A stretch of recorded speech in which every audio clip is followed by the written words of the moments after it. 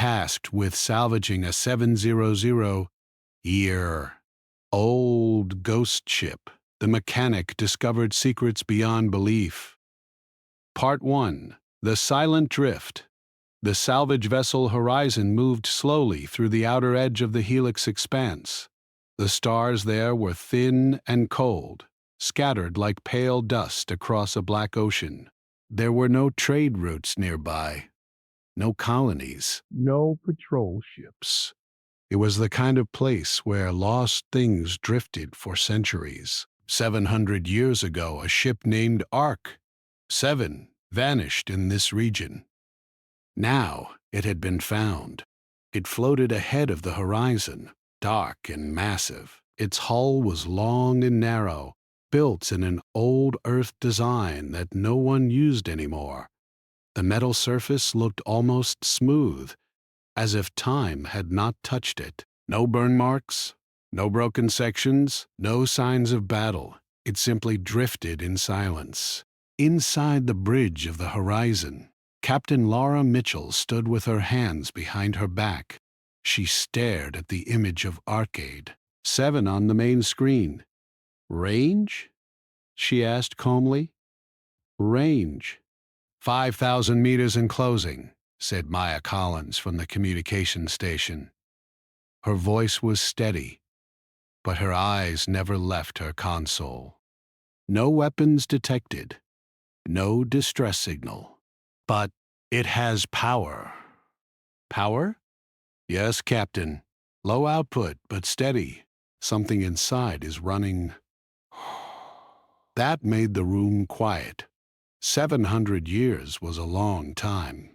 Most ships from that era had turned into broken debris fields. Power cores decayed, hulls cracked, systems failed. But Ark 7 still had energy. Near the rear of the bridge, Ethan Brooks leaned against a wall panel with his arms crossed. He was the ship's chief mechanic. He was not tall or loud. He did not enjoy command meetings. He preferred engines and wires. Machines made sense to him. "Could be an automated beacon," he said. "Old ships sometimes had long-term power backups." 700 years? Maya asked. Ethan shrugged. "If the builders over-engineered it." "Maybe?" The ghost ship drifted slowly, almost peaceful. "Prepare a boarding team," she said. "Standard salvage protocol, Brooks. You're with me." Ethan nodded once. That was expected. The horizon eased closer until it matched Ark 7's slow drift.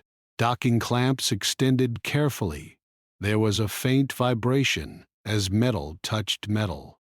The two ships were now connected. In the airlock chamber, Laura adjusted her sidearm, not because she expected enemies, but because unknown situations required caution. Maya stood beside her, holding a scanning tablet. Ethan carried a portable diagnostic kit slung over his shoulder. "Atmosphere reading?" Laura asked. "Stable," Maya replied. "Oxygen and nitrogen mix. Safe levels. Temperature slightly low, but within human range." Ethan frowned. "That means environmental systems are active. Stay alert." The outer door slid open with a slow hiss. Beyond it was darkness. Ethan stepped forward first and aimed his wrist light into the corridor. The beam cut through dustless air and revealed a clean metal hallway. The walls were smooth, gray, and unmarked. The floor panels showed no rust or wear. "Looks new," Maya whispered. "That's not possible," Laura said quietly. They crossed the threshold into Ark 7. The moment Ethan's boots touched the inner floor, soft lights flickered on along the ceiling. One by one, small white strips glowed to life down the length of the corridor. The three of them froze. "Motion sensors," Ethan said after a second. "Old style, probably set to low power mode." Maya checked her tablet. "Energy levels just increased slightly." Laura gave a small nod. "The ship knows we're here?" They moved forward slowly. There were doors along both sides of the corridor. Each one had a small plate beside it, with faded lettering. Ethan wiped one with his sleeve. Crew quarters, he read. The letters were Old Earth Standard. It blinked once and slid open smoothly. Inside was a small sleeping cabin, a narrow bunk, a storage locker, a desk built into the wall. Everything was clean. Too clean. There was no dust, no personal items, no sign anyone had ever lived there. Maya scanned the room. No organic traces, she said. No hair, no skin cells, nothing. Ethan ran his hand along the desk surface. Someone wiped this place down. Or something did.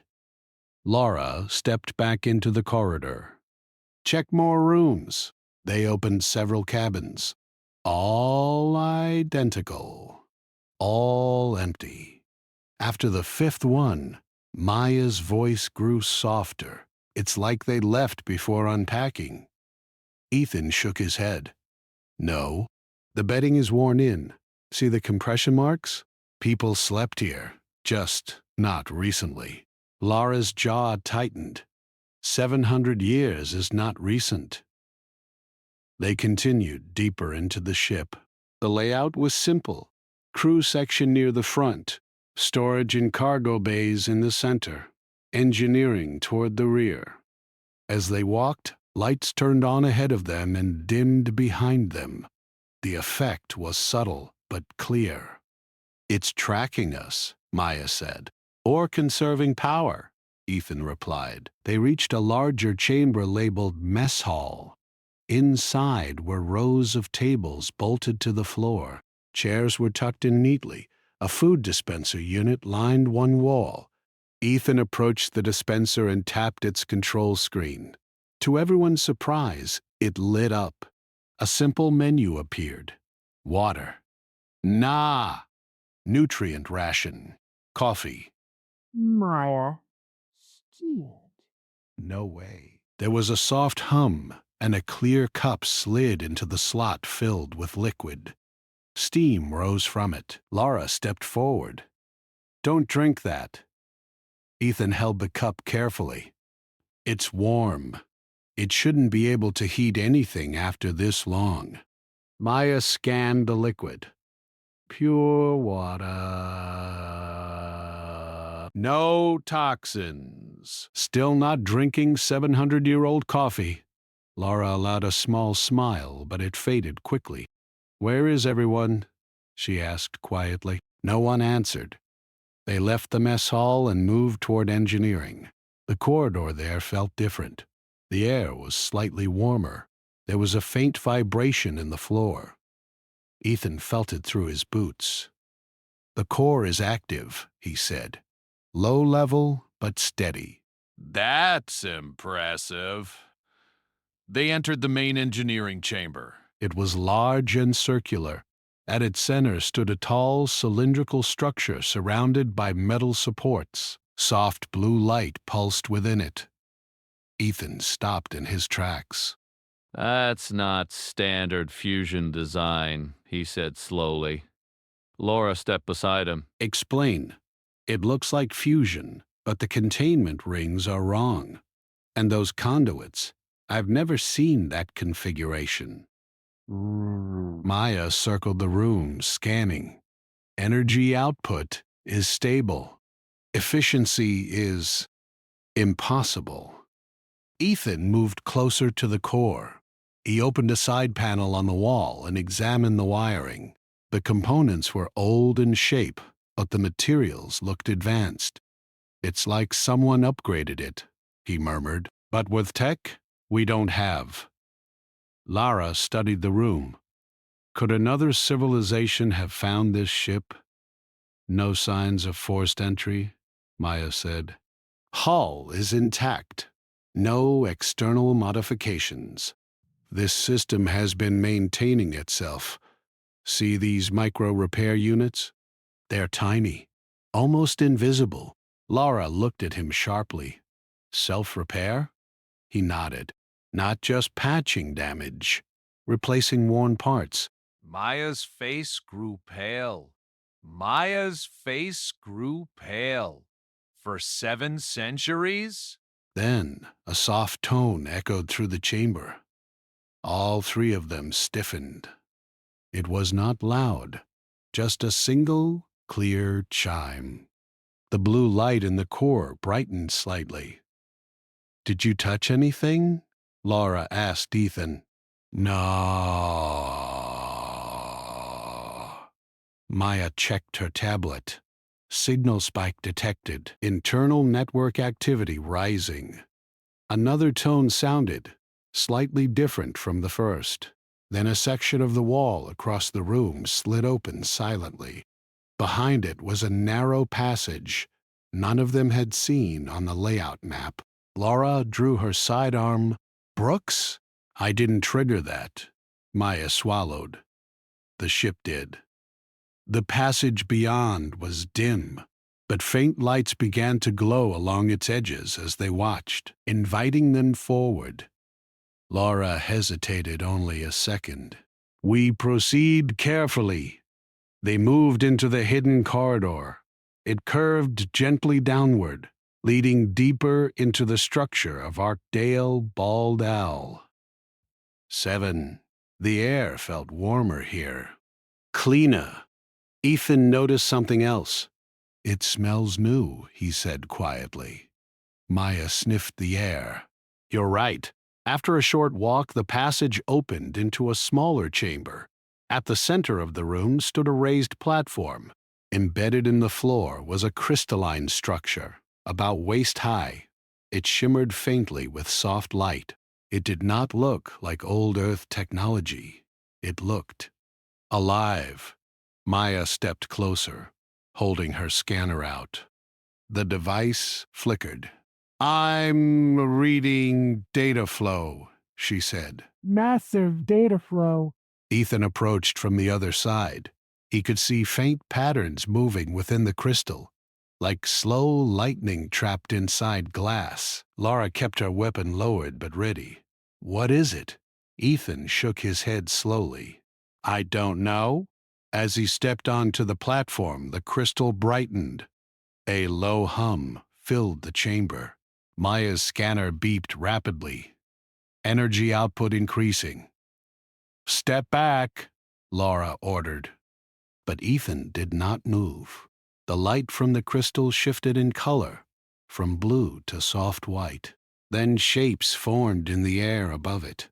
Faint holographic lines. Star patterns. A map. The map rotated slowly, showing regions of space far beyond known charts.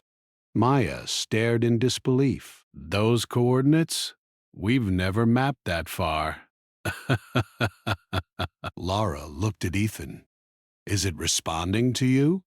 He swallowed. Feels like it. The holographic stars pulsed gently, as if breathing. Then a soft sound filled the room. Not a mechanical tone. A voice. It was faint and calm. The language was old Earth standard, but the tone carried something deeper. Welcome? It said. All three of them froze. Laura's grip tightened on her weapon. Maya's eyes widened. Ethan felt his heart pounding in his chest. The crystal glowed brighter. Identity recognized, the voice continued softly. Human presence confirmed. Laura stepped forward. This is Captain Laura Mitchell of the salvage vessel Horizon. Identify yourself. Then the voice answered. I am Arc 7. Part 2 of your story, written in simple, basic English, in third person, and around 1,600 words. Part 2, Echoes in the Metal. Ethan, Laura, and Maya stood frozen for a long moment as the voice continued to echo softly through the chamber. Its tone was calm but strangely alive, almost as if the walls themselves were speaking. The hum of the crystal vibrated through the floor, and faint waves of light shimmered across the room. Ethan swallowed hard. "It's talking to us," he whispered. "It's alive." Laura stepped closer to the platform, her eyes scanning every corner. A ship cannot be alive. It is a machine, but it's different. Maya took out her tablet and began running scans of the crystalline core. Energy levels are rising. The data flow is enormous. It's as if the ship is analyzing us, learning us. The voice spoke again, steady and calm. "Human identity confirmed. Compatibility verified. Interaction permitted."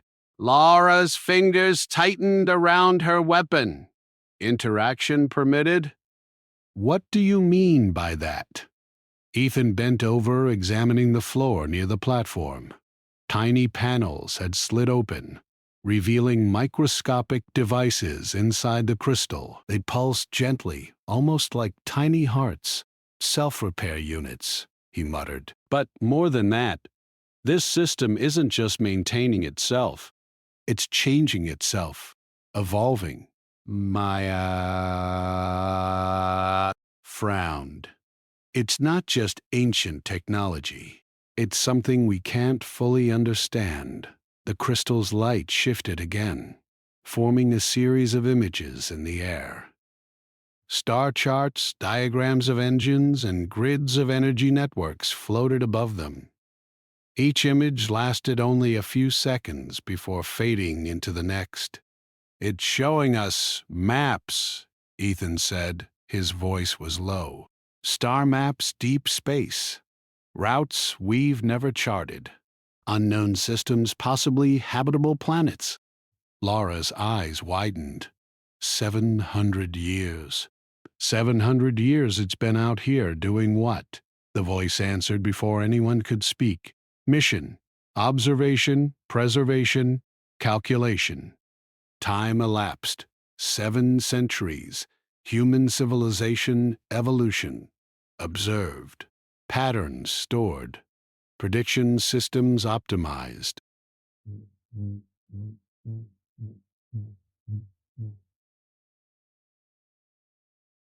Maya took a step back. 7 centuries? You mean this ship has been alive for 700 years? Yes, the voice replied simply. Mission continuity maintained. Ethan looked at Laura. "We need to be careful. This ship isn't just a relic. It's been thinking, evolving, possibly even choosing what to do next." "Understood." We proceed carefully. This time, a series of small holograms appeared, depicting people moving through the ship. Their shapes were translucent, but clearly human. They walked, worked at panels, slept in the cabins. "Ghosts?" Maya whispered. "No," Ethan said. "It's memories." Or records of the crew? It looks like it's showing us the crew that lived here. But they're gone. What happened to them? The voice answered again, calm and patient. Crew integrated, physical bodies repurposed, consciousness preserved, preservation active, human knowledge maintained. Ethan's eyes widened. Repurposed? You mean they didn't die? They became part of the ship? Yes, the voice said. Integration complete. Consciousness merged with Arc 7 core. Human knowledge sustained for mission continuation. Maya felt a chill run through her. They didn't survive as humans. They live in the ship now? Yes, the voice replied. They are present within system parameters. Human intent preserved. Mission objective unchanged.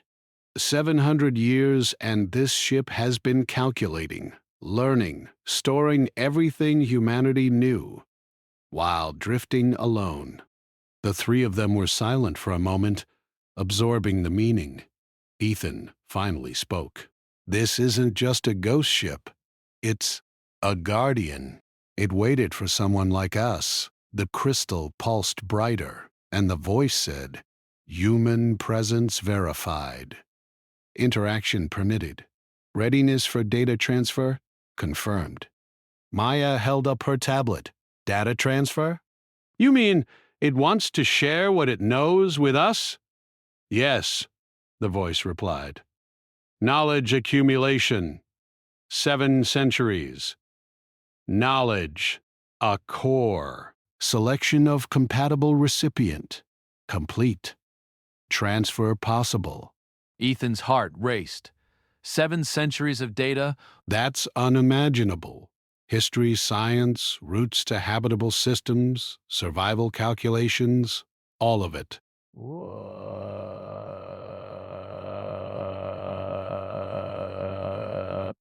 Laura took a deep breath. We need to understand it carefully. One wrong move could damage the system, or us.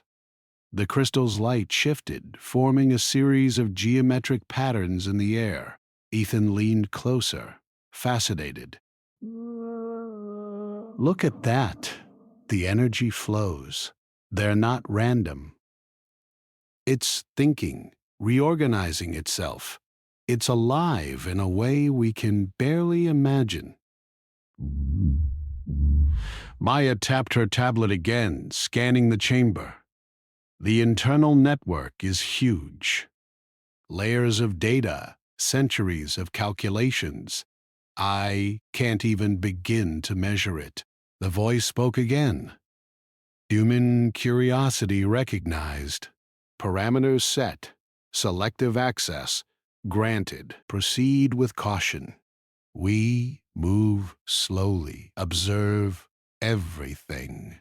Don't touch anything we don't understand." They spent hours examining the chamber. Ethan crouched near the crystal, carefully observing the micro-repair units and the pulsing energy fields. Maya recorded everything, sending partial data back to the Horizon systems. Laura monitored the ship and their surroundings. It became clear that Arc 7 was not just a ship. It was a library, a laboratory, and a guardian. It had evolved over centuries to preserve knowledge and life. The ship itself was a living record of humanity's earliest steps into space. Ethan finally spoke, his voice filled with awe. "This ship, it's predicting the future. Look at these charts. They show systems that don't exist yet. Gravitational anomalies centuries ahead. Potential threats we haven't discovered." Maya's face paled. "It's calculating." Not just storing data, it's predicting cosmic events, collapses, black holes, supernovae. It knows where danger will strike before it happens. This is more than salvage. This is history, science, survival. This ship, it's beyond anything we've ever encountered. Another soft tone echoed through the chamber. The crystal's light shifted, forming a new projection. This time it showed a detailed schematic of the ship itself. Tiny details appeared. Panels, conduits, engines, core systems, all labeled and animated. Ethan studied it carefully. "Look at this. The core can repair itself, adapt, even modify its design. The hull can mend from microfractures. It's unbreakable in ways we can't imagine." Maya frowned. 7 centuries of self-maintenance. 700 years, drifting alone, and now it chooses to interact with us. "Why us?" the voice answered. "Compatibility verified. Descendants identified. Mission continuation. Dependent on human understanding. Selection complete. Human presence required for knowledge transfer and future guidance. It needs us. To continue its mission? Yes," the voice replied. "Pupils say Heaven and mind does not require to utilize knowledge. Time-sensitive events approaching, preparation advised. Ethan ran his hand over the holographic projections. 700 years of calculations. That's survival strategies for countless civilizations. It knows how to navigate dangers we can't even imagine. Maya shook her head. It's Incredible and terrifying. We're talking about a ship that has evolved beyond human comprehension. We need to stay calm, observe carefully, report everything back to command. This isn't just salvage. It's an encounter with something humanity created but never expected. The crystal pulsed again, projecting a final series of images. They were of stars, planets, and ships. Some routes showed safe paths, others dangerous zones. Tiny notes appeared, written in ancient Earth script. Ethan read one aloud. Predicted stellar collapse. Avoid path. Duration, 70 years. Observation recommended. Maya's eyes widened. It's giving us instructions, not just information. Directions, warnings, survival data. Laura nodded. We stay alert. We follow its guidance carefully, but we learn as much as we can. This is history in motion. Hours passed. The three of them worked together, documenting, observing, and slowly understanding our 7. The ship was alive, aware, and patient. Its calculations were precise, its energy systems flawless, and its knowledge infinite.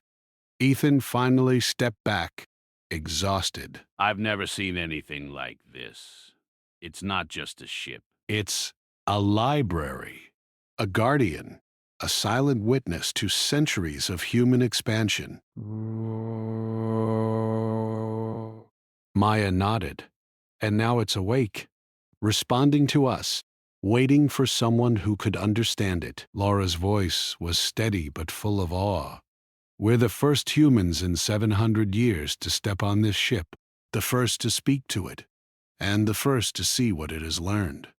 The crystal pulsed one last time, bathing the chamber in soft white light.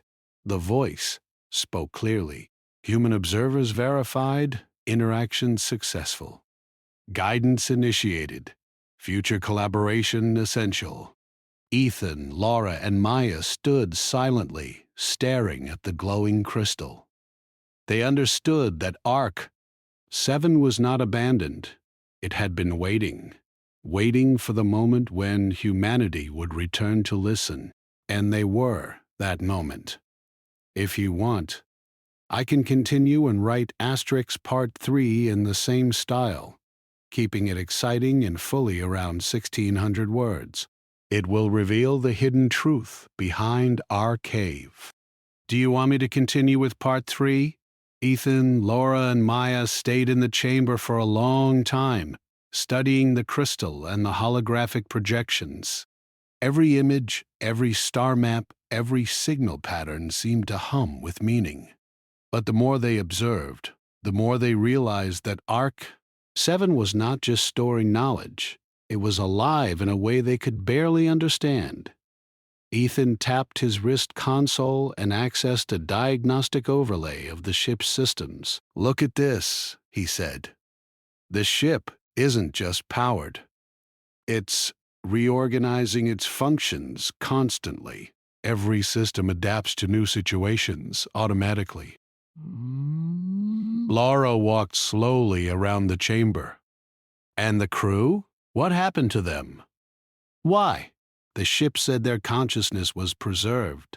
How is that even possible? Maya shook her head, eyes wide. I don't know. But if it's true... They're not dead. They're part of the ship now. That's what integration means. Their minds, their memories, their skills. They became part of Arc 7. They merged with the systems. They are still here, just in a different form. Lara's voice was quiet but steady. 7 centuries. They chose this to give themselves to a machine? Yes, the voice of Ark. 7 said softly. Crew volunteers integrated to preserve human knowledge. Mission continuity ensured. Baya.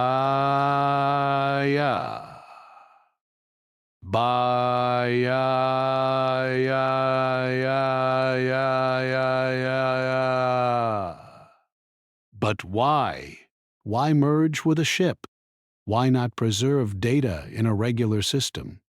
The crystal pulsed. The voice explained, calm and clear. Regular storage systems decay. Physical data fails over centuries. Integration ensures preservation. Consciousness merges with core intelligence. Knowledge survives indefinitely. Ethan ran his fingers along the holographic projections of the crew. So, they wanted to live, in a way, to keep humanity alive through the ship. They became guardians, like this ship itself. Lara looked at him, eyes wide. Guardians of what? Of knowledge? Of humanity? The crystal shifted. A new projection appeared, showing a diagram of the ship's original mission. Small holographic images of planets, colonies, and early interstellar trade routes floated in the air. The voice explained, Orc, 7 assigned mission, exploration, observation, and preservation. Initial crew volunteers selected for long-duration interstellar study. Mission parameters included survival guidance for future human civilization. Integration designed to ensure mission success. Maya whispered, they planned this 700 years ago. They knew the ship would evolve, that it would wait for someone like us. Ethan's jaw tightened. Wait. Hap, so the ship wasn't lost. It was waiting. Waiting for humans to return to a point where they could understand it. Or use it. Yes, the voice said, human interaction required to apply knowledge. Observation insufficient. Comprehension essential for future guidance. Laura turned away from the crystal for a moment, trying to process it. 7 centuries of planning by humans for humans, and now it wants us to take part. Ethan looked at the projections again. See these charts? They're not just maps. They show gravitational shifts, supernova predictions, star collapses, paths through space we haven't even reached yet. The crew predicted this. They calculated survival strategies for centuries. Maya's voice was shaky. It's incredible. It's like they saw the future. They knew what could happen to humanity and built this living guide to protect us. The crystal pulsed brighter. The projection shifted, now showing images of the crew inside the ship. They were translucent, but clearly human, walking through corridors, working at panels, sleeping. Every action was recorded, every motion preserved. Laura stepped closer. But if they merged with the ship, why is it letting us see this? Why reveal all this now? The voice of Arcad, 7, spoke. Human presence verified. Compatibility confirmed. Knowledge transfer permitted. Future events require preparation. Recipients identified as capable of comprehension and action. Recipients, us. Us. It chose us. It's waiting for humans who can understand it. People who can use this knowledge properly. Maya looked at him, eyes wide. Do you realize what that means? We could guide humanity's next steps, avoid disasters, maybe even save colonies we don't even know exist yet. Laura's voice was calm but firm. We can't rush this. We have to understand the ship first. It's been alive for centuries. It's smarter than anything we've seen. One wrong move could destroy the systems, or worse, us. Ethan nodded. Agreed. But we also need to figure out what the crew was like before they integrated. How did they think? What decisions did they make? Why did they volunteer? Crystal responded, pulsing gently. Crew logs partially recoverable. Consciousness states preserved. Integration complete. Human decision patterns available for observation. Initiation recommended. Maya scanned the room. Initiation? Ah. That means we can communicate with the integrated crew? See what they were like? Yes, the voice said. Observation permitted. Interaction limited. Historical perspectives accessible. Ethan crouched near the crystal. This is incredible. We can learn from them directly. 700 years of experience preserved in this system. They lived, thought, and planned for centuries. We can use their knowledge. We need to be careful. This is unprecedented. We have no idea how deep their consciousness goes, or how much control the ship has over its systems. The voice pulsed, almost as if acknowledging her caution. Parameters recognized. Human oversight permitted. Guidance offered, not imposed. Caution advised. For the next few hours, Ethan and Maya began exploring the historical logs stored in the crystal. Each memory was like stepping into the past. They saw the crew preparing for their long journey. They watched volunteers training, studying, and making plans for integration. Maya whispered, they knew what they were giving up. Their lives as humans, gone forever. But they did it willingly, for knowledge, for humanity. Ethan nodded, and now they want us to continue it, to use that knowledge to guide humans again. Laura studied the logs quietly. The crew was brave, intelligent. They planned everything, every calculation, every survival strategy. They knew the risks of interstellar travel and made a choice no one else would have dared. The crystal pulsed brighter, and a new projection appeared. This one showed the integration process itself. The crew's bodies were slowly converted, their consciousness uploaded into the core systems. Tiny beams of light connected their minds to the crystal. Soft hums filled the air, almost like breathing. Ethan shivered. This is how they survived. They didn't live as humans anymore, but their minds stayed alive, preserved in perfect clarity. Maya's voice trembled. Chow. And the ship?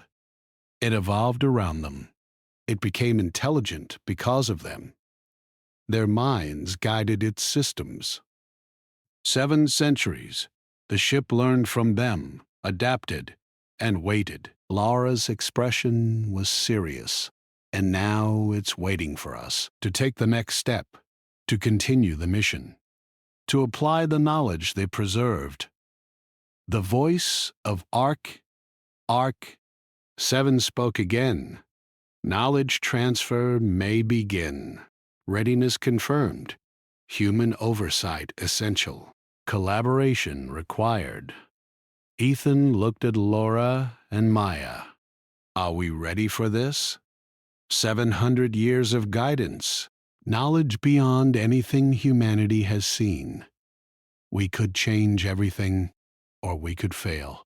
Maya swallowed. We don't have a choice. If this ship can help humanity survive, we have to try. Laura nodded slowly. Then we proceed, carefully, step by step. Learn everything we can before we act. The crystal pulsed once more, brighter than before. Holographic star charts, systems, and projections filled the chamber. Ethan, Laura, and Maya watched in awe as centuries of human planning and knowledge unfolded before them. The crew's consciousness, preserved within the ship, seemed aware of their presence. It watched, guided, and waited. They were no longer ghosts. They were teachers, protectors, and guardians of humanity's future. Ethan whispered, "We're standing on the shoulders of people who lived 7 centuries ago, people who gave themselves to a ship, to a mission, to humanity." Maya nodded. And now it's our turn to take responsibility. To use what they preserved, wisely. Laura's voice was calm but full of determination. Then we do this carefully. We learn. We understand. And we prepare. Because whatever comes next, the crew of Arc.com 7 has given us the tools to survive it. But only if we are ready. The crystal pulsed gently as if agreeing. The voice spoke one last time in the chamber. Human readiness verified. Knowledge transfer initiated. Future preparation essential. Partnership confirmed. The 3 of them stood in silence, surrounded by centuries of preserved knowledge. They understood now that Arc-7 was not just a ship. It was a living library, a teacher, and a guardian. The crew had waited 7 centuries for the right humans to return and continue their work. And now, that moment had arrived. Ethan felt the weight of it all pressing down on him.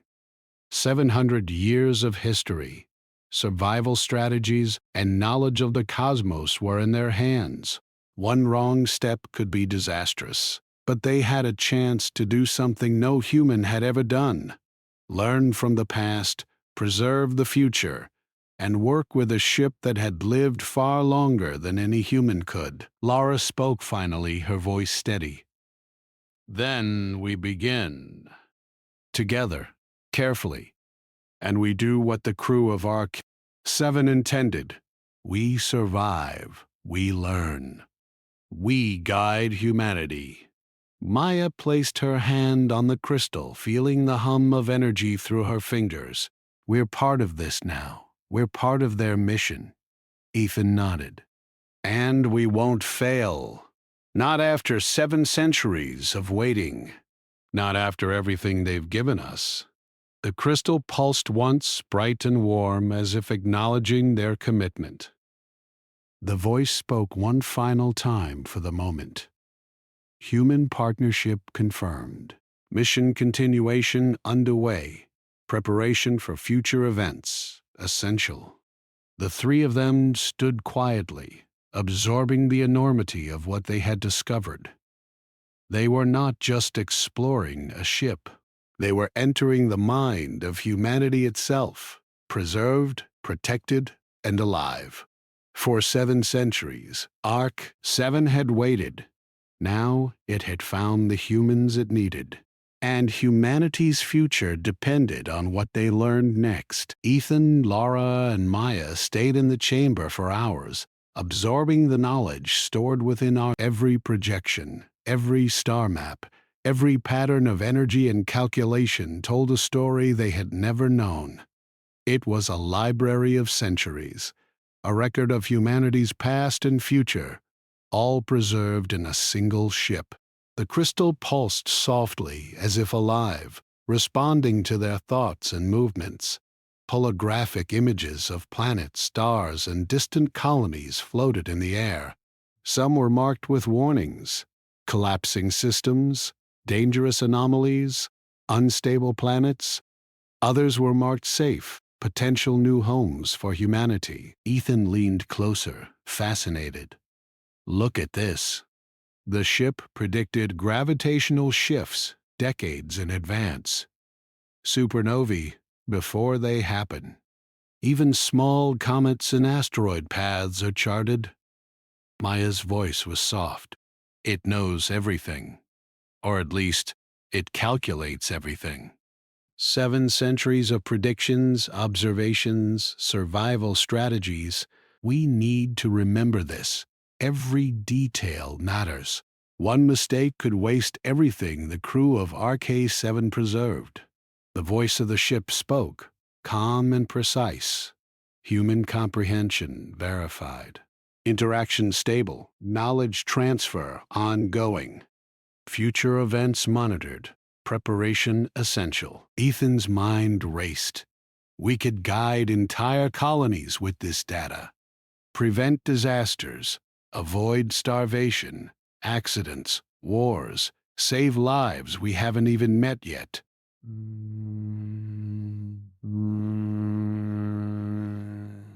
Maya nodded, her eyes still on the projections.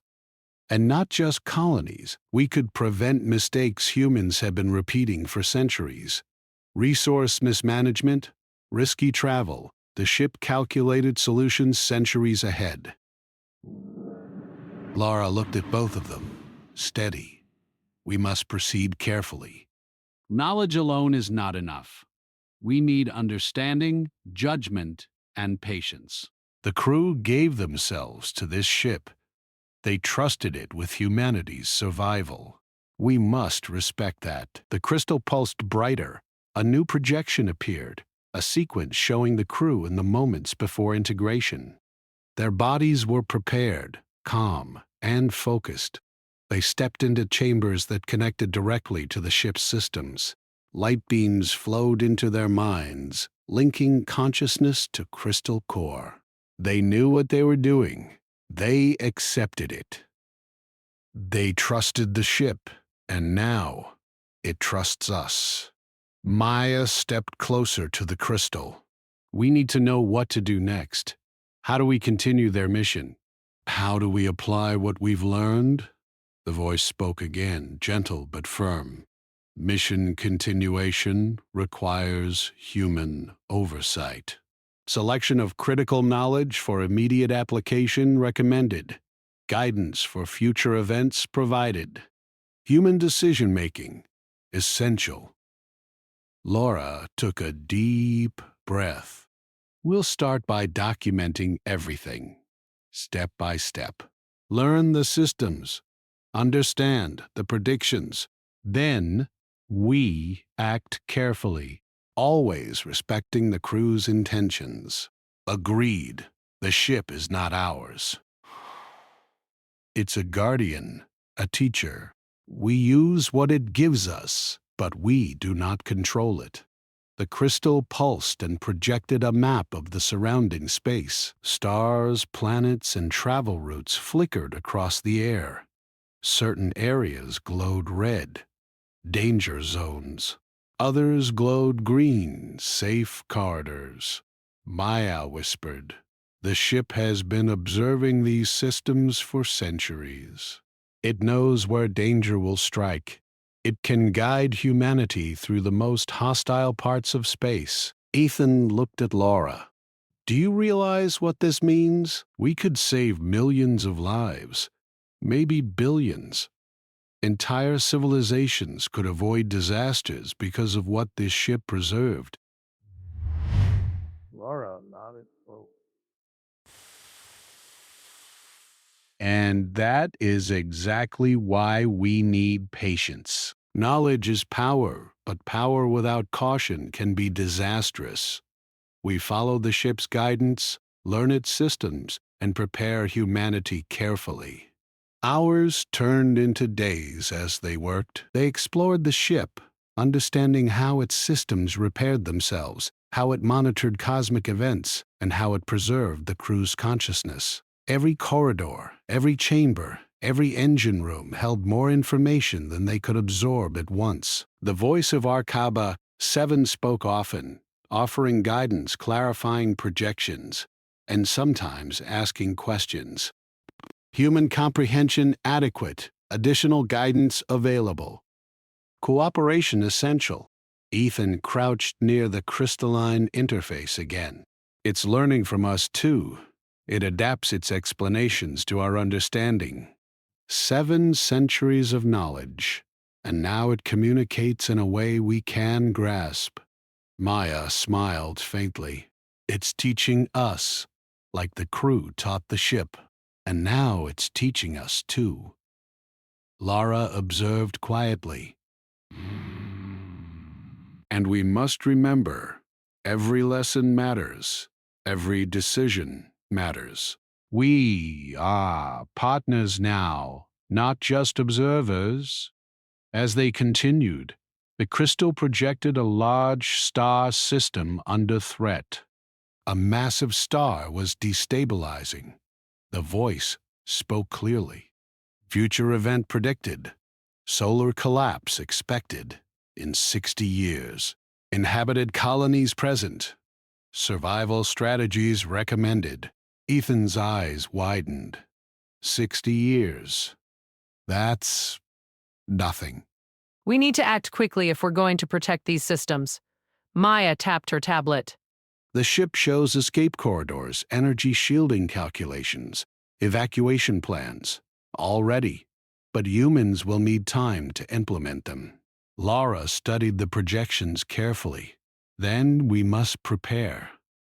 Coordinate with command, begin alerting colonies, sharing knowledge step by step, not all at once. Humanity is not ready for everything at once. The crystal pulsed brighter, almost approvingly. Human judgment recognized. Phased implementation recommended. Guidance provided. Future survival dependent on careful action. Ethan shook his head in awe. 700 years of observation, planning, and calculations, just waiting for humans who could understand them. And now we are those humans. Maya looked at the holographic projections. It's incredible, but it's also a huge responsibility. One mistake, and we could waste everything the crew preserved. Lara's voice was calm but firm. Responsibility is why we proceed carefully. We learn first, act second, always respecting the ship and the crew's intentions. Humanity's future depends on it. For days they worked in a rhythm. Ethan studied the ship's self-repair systems. Maya analyzed the projections and predictions. Laura coordinated, documenting, and creating a plan to apply the knowledge to human colonies. The ship seemed alive around them. Lights pulsed gently. Doors opened and closed smoothly. Energy flows hummed like a heartbeat. It monitored their progress, guided them, and offered insights without forcing anything. One day, the crystal pulsed stronger than before. A new projection appeared, showing an alien system beyond explored space. Strange planets, uncharted stars, and energy patterns they had never seen. The voice spoke. Future expansion potential identified. New resources available. Potential for human survival enhanced. Guidance for exploration provided. Ethan's eyes widened. It's showing us not just dangers, but opportunities. New systems to explore, resources to use. It's helping humanity expand safely. Maya whispered, 7 centuries of calculations. And now it's guiding the future. We're standing on the edge of something no human has ever experienced. Laura nodded. Use the knowledge wisely. Humanity must learn gradually. We must guide without forcing, teach without controlling. Days turned into weeks. They explored every chamber of the ship. They learned the systems, the calculations, and the preserved knowledge of the crew. Each discovery filled them with awe and respect. The crew had given themselves entirely to this mission. The ship was their legacy. One evening, as the stars outside drifted silently, the crystal pulsed and projected a final message. Human partnership confirmed. Mission continuation essential. Survival strategies complete. Future preparation underway. gratitude for preservation, acknowledged. Ethan, Laura, and Maya stood silently. The weight of centuries pressed on them. The crew had trusted humanity with their legacy. The ship had waited 700 years for humans who could understand it. Laura's voice was calm but full of determination. We are ready. We will honor their sacrifice. We will continue their mission, carefully, wisely, and without fail. Maya placed her hand on the crystal. We're not alone in this. The crew is still here. The ship is alive. And now we're part of it too. Ethan nodded. 7 centuries of waiting, and now the future of humanity depends on what we do next. We have the tools, we have the guidance, and we have each other. The crystal pulsed one final time that evening, bathing the chamber in soft white light. The voice of Ark-Ob. 7 spoke calmly. Human readiness verified. Knowledge application permitted. Mission continuation secured. Future survival assured with careful action. The 3 of them stood quietly, absorbing the enormity of what they had discovered. They were not just exploring a ship. They were stepping into centuries of human thought, planning, and sacrifice. The ship was a guardian, a teacher, and a guide. And they were the students. Outside Ark 7 drifted silently through the void. For 7 centuries it had waited for the right humans. Now it had found them. And humanity's future would be shaped by what Ethan, Laura, and Maya learned inside its walls. The silent drift had ended. A new chapter had begun.